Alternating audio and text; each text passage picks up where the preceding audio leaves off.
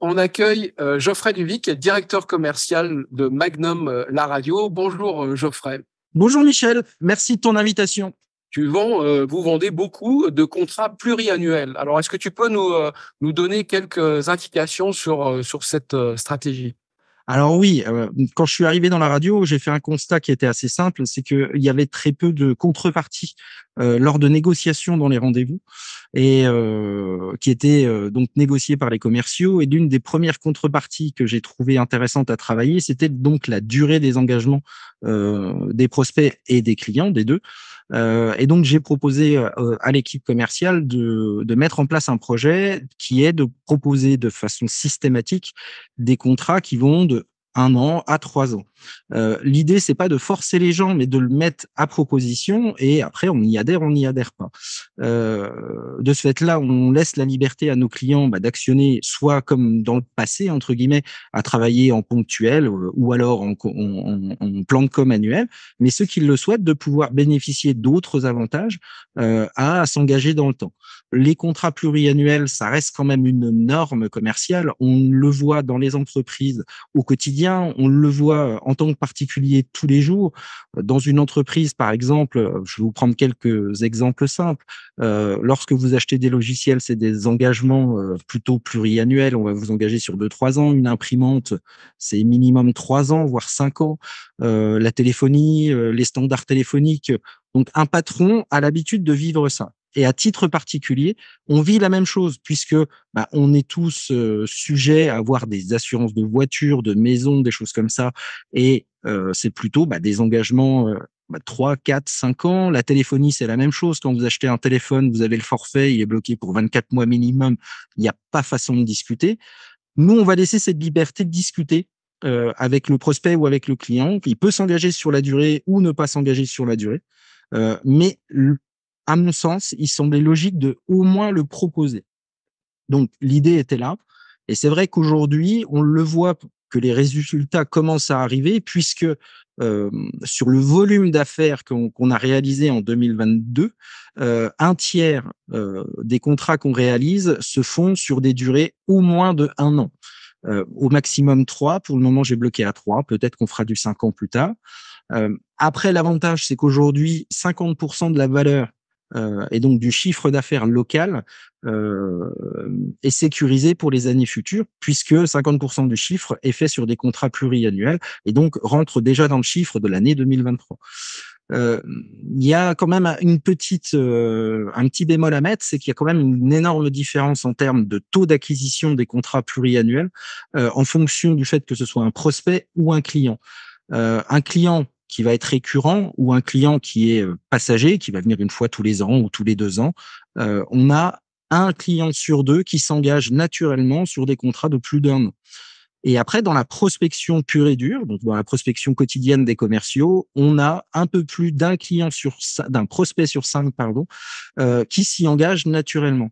Bien évidemment, il y en a 4 sur 5 qui restent sur du ponctuel, mais on en accroche quand même 1 sur 5. Et ce 1 sur 5 fait quand même pas mal la différence dans la gestion du chiffre d'affaires et dans la projection de l'entreprise sur la durée. Alors, c'est d'autant plus remarquable que, comme je le mentionnais au début, on est quand même dans un climat économique d'incertitude avec beaucoup d'annonceurs frileux. Et comment tu réponds en fait à cette position de certains annonceurs? Alors, j'ai essayé de mettre en place avec les équipes des argumentaires un peu type par rapport il y a une vingtaine de profils d'acheteurs. Un profil d'acheteur, c'est l'interlocuteur qui est en face des commerciaux. On a 20 profils. Il y en a 3 grands qui se dégagent, qui sont l'acheteur prix, l'acheteur ROI et l'acheteur sécuritaire. Donc, j'ai essayé de leur proposer tout un argumentaire et c'est une philosophie. Puisque comme c'est proposé à chaque fois, il y a de l'auto-formation qui se fait par rapport à la recherche de réponses par rapport au questionnement, mais il y a quand même 3 grands faits majeurs. Un acheteur prix, on va plutôt lui proposer une remise sur la remise va être plus importante suivant la durée sur laquelle il s'engage. Et le fait de s'engager dans une durée pluriannuelle permet d'avoir un tarif plus intéressant. Quelqu'un qui va chercher du ROI, et il faut leur expliquer que la com, on va pas avoir le retour dans l'immédiat. On le sait, on doit leur expliquer, c'est un rôle de formation du commercial à faire, et de leur expliquer que voilà, de s'engager dans la durée, c'est pour leur bien, c'est pas forcément que notre intérêt, puisque la philosophie que l'on a chez Magnum en région, c'est d'apporter de la satisfaction. Et de ce fait-là, c'est un des arguments majeurs de pouvoir expliquer à son interlocuteur que si on le fait, c'est qu'on lui veut du bien. La troisième partie va être plutôt des clients qui sont dans la sécurité. On peut travailler, par exemple, je prends un exemple, sur la hausse de tarifs. Voilà, quelqu'un qui va s'engager sur une durée, je vais lui bloquer le tarif sur la durée de l'engagement. Ça permet de travailler un petit peu la crainte. Surtout qu'aujourd'hui, avec le coût de l'énergie, on voit que les tarifs augmentent et explosent partout.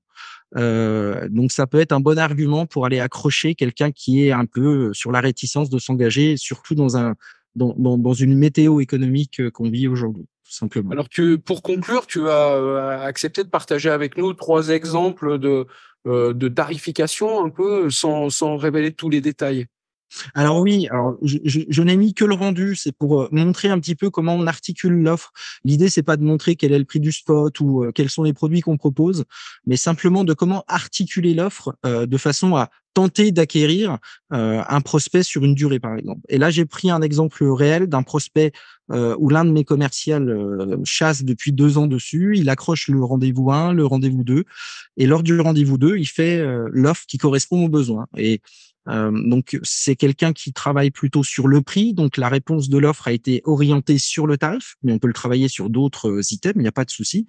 Et donc, le commercial en question lui a proposé une articulation avec 3 tarifs différents qui correspondent à 3 périodes d'engagement. Et de ce fait-là, voilà, on a eu la chance d'avoir ce contrat qui a été signé pour une durée de 3 ans. Alors, il a bénéficié d'une remise, mais par contre, de notre côté, on a un engagement de chiffre d'affaires qui permet de valider des prospections de chiffre d'affaires et d'avoir une vision qui est plus sereine compte tenu de ce qu'on a vécu avec le Covid. Donc aujourd'hui, c'est une des articulations possibles, mais bien évidemment, il y en a des centaines différentes suivant le profil que l'on rencontre en face de nous. Eh bien, Geoffrey, je te remercie beaucoup pour ce partage d'expérience et ces belles réussites et je te dis à bientôt.